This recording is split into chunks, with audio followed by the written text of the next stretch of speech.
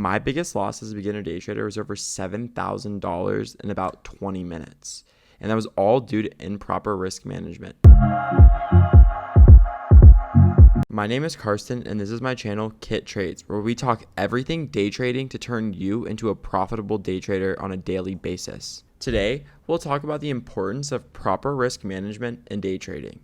Many new traders have the complete wrong perception of how much money they're going to make day trading and how quickly they're going to make it, as well as how to handle their risk.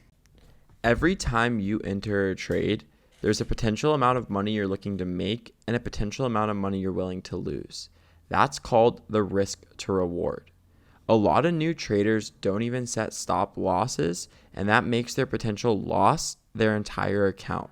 Every new trader and every trader in general needs to be setting stop losses, whether it's a mental or physical stop loss. You need to have a point where you exit your trade, where you've determined that that is more money than you want to risk on this potential trade. Stop losses are generally in ratios such as 1-to-1, 1-to-1.5, or 1-to-2 and beyond. The worst stop loss that you guys can set is a 1-to-1. This means for every $10 you risk, you're only willing to make $10.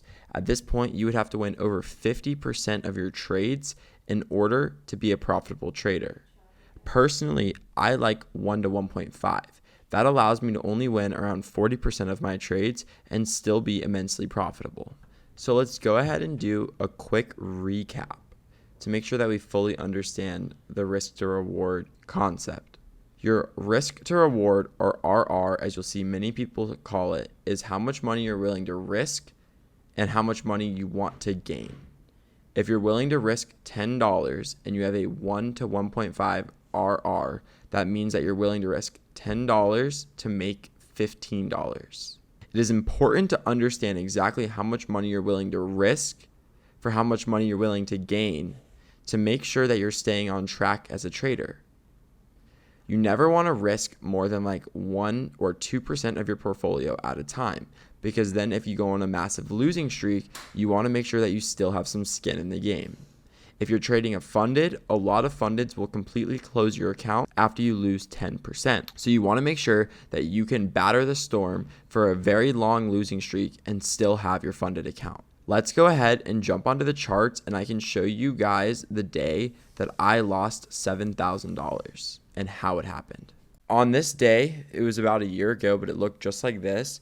Price was in a very, very strong uptrend. I was waiting for the price to pull back strongly so I could snipe a really good continuation entry, like so. Price started to pull back just like this, and I put all my marbles in this basket and placed my entry here, but with no stop loss. I was trying to target so I can make a few $100, just like this, but you can see price just plummeted down and never came back up. I had all the signs that price was going up. We had a green MACD, all of my EMAs were fanned out nicely, and market structure was showing that the price was likely to continue higher than to reverse lower. But it doesn't matter. Things happen, and the market gives you those nasty, unexpected turns. In this situation right here, I left myself exposed to a massive loss by not placing my stop loss and assuming that price was going to rise. As price kept going lower and lower, I was really, really hoping that it was just going to bounce back.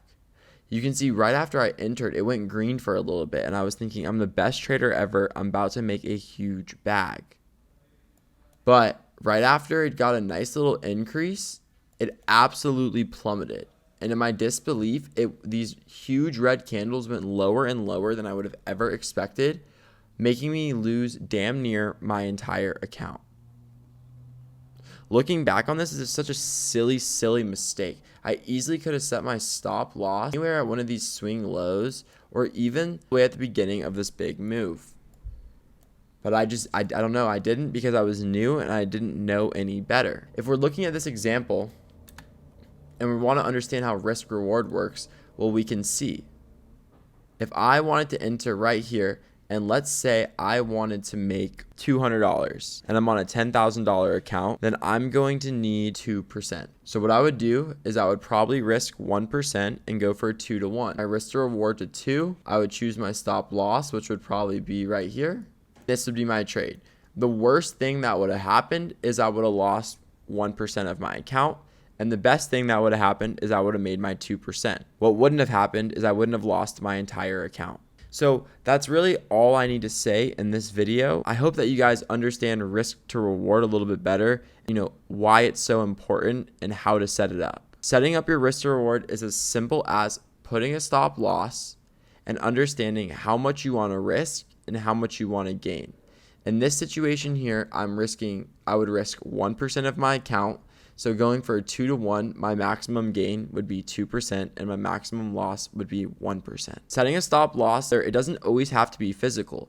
I could have had no stop loss set on my trading platform, but I could have just said, look, when price gets to this level, I'm out. And when this red candle closed here, I could have just exited my trade instead of riding it down and down and down, hoping that it was going to bounce back up. I hope you guys enjoyed this video. I hope you gained some value and learned a lesson on proper risk management. If you guys did enjoy this video, I'd appreciate a huge thumbs up below. Make sure you're subscribed if you haven't already for more videos like this.